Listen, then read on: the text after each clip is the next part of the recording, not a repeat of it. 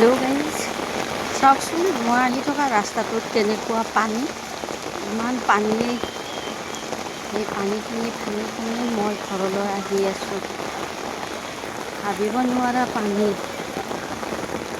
যথেষ্ট অসুবিধাৰ সন্মুখীন হৈছোঁ ঘৰলৈ আহি থকা অৱস্থাত। আপোনালোকে চাওকচোন, গুৱাহাটী মহানগৰ স্মাৰ্ট চিটিৰ ৰূপ। এনেকৈ এজাক বৰষুণ দিলে এনেকৈ পানীটো মানে ভৰি যায়, একেবাৰে আহিব নোৱাৰা অৱস্থা হৈ যায়।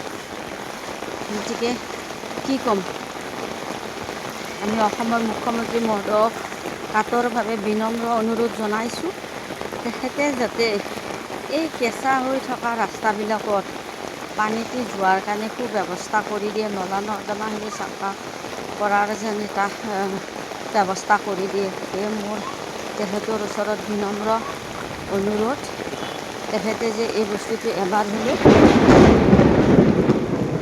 মানে অনুধাৱন